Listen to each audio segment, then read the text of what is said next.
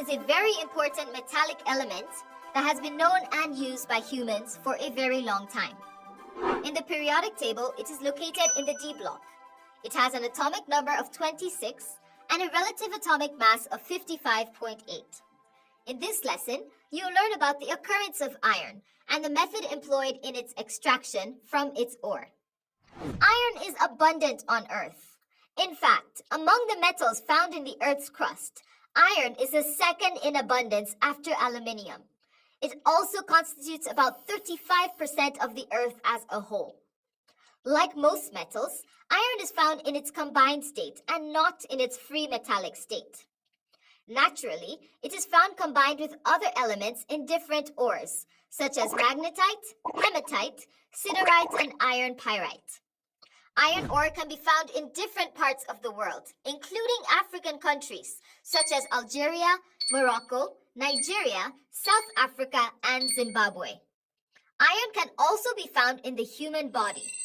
Approximately, the average human body is made up of about 0.004% of iron, which is equivalent to about 4.5 grams. 65% of the iron can be found in the hemoglobin, which is a protein in the blood. Now let's discuss how iron is extracted from its ore.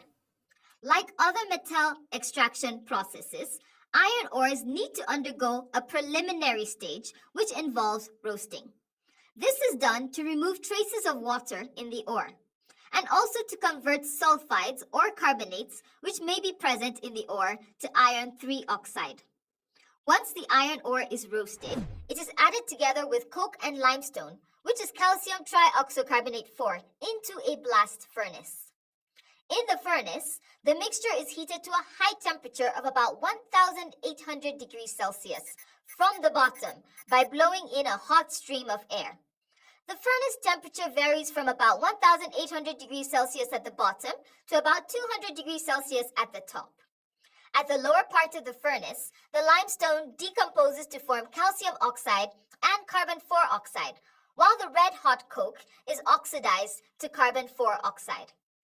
As the carbon 4 oxide produced at the bottom rises to the middle, it reacts with hot coke at the middle of the furnace. Here the coke reduces carbon 4 oxide to carbon 2 oxide, which in turn is used to reduce iron 3 oxide to iron towards the top of the furnace, as shown in the chemical equation here. The basic concept of iron extraction is to remove oxygen from iron 3 oxide. This is achieved during the reduction reaction in which carbon 2 oxide removes oxygen from iron 3 oxide to form molten iron, which settles at the bottom of the furnace. The calcium oxide produced during the decomposition of limestone helps to remove silicon 4 oxide, which is an impurity removed in the form of calcium trioxosilicate 4. The calcium trioxosilicate 4 and other impurities present in the ore also settle at the bottom of the furnace as molten slag, where it floats on top of the molten iron. Both the molten slag and iron can then be tapped off separately. To help you remember the key points from this lesson, here's a quick recap. Iron is the second most abundant metal in the Earth's crust. Naturally, it is found combined with other elements in different ores, such as magnetite, hematite, siderite, and iron pyrite. Iron is extracted from its ore through a thermal reduction process. Iron ore, coke, and limestone are raw materials used for the extraction of iron in a blast furnace. I hope you enjoyed this lesson, and I'd love to see you again in the next one.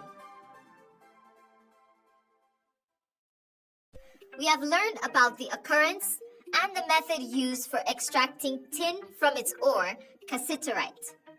In this lesson, we will discuss some of the properties and uses of tin. Tin is a solid with a silvery white or gray appearance. It is a soft and malleable metal, and tin has a melting point of about 232 degrees Celsius and is a good conductor of heat and electricity. According to scientific research, tin becomes a superconductor at temperatures below 3.72 Kelvin. This is because its electrical resistance vanishes below this temperature. Let's consider some of the chemical properties of tin. Tin is an unreactive metal and does not react with oxygen present in the air when exposed. For this reason, tin does not corrode over time. For tin to react with oxygen gas, it must be heated with oxygen gas to a very high temperature of about 1200 degrees Celsius to form tin oxide. Like other metals, tin can also react with acid. However, the product generated during the reaction depends on the acid used. For example, if tin is added to concentrated hydrochloric acid, tin 4 chloride and hydrogen gas are the products generated. On the other hand, if tin is added to hot concentrated tetraoxosulfate 6 acid, the products generated will include tin tetraoxosulfate 6, steam, and sulfur 4 oxide. Now let's take a look at some of the uses of tin. Since tin does not corrode when exposed to the atmosphere, it is used to coat the surface of cans used for food packaging. Food packaging cans are made with steel and will rust if not protected by coating its surface with corrosion-free materials like tin. Tin is also used with copper to produce an alloy known as bronze. In fact, the use of tin and copper to make bronze can be traced back to as early as 3000 BC in Egypt. This was explained in a previous lesson on the occurrence and extraction of tin. So here's a summary of what we have discussed so far. Tin is a solid with a silvery white or gray appearance. Tin is a soft, malleable metal with a melting point of about 232 degrees Celsius.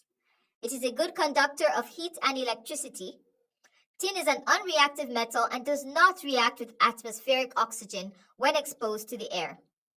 Tin reacts with concentrated hydrochloric acid to liberate hydrogen gas. Tin also reacts with concentrated tetraoxosulfate 6 acid to liberate sulfur 4 oxide gas. Tin is used for coating food packaging cans and for making bronze. Hopefully, you now have a better understanding of tin's properties and uses. I hope to see you again soon.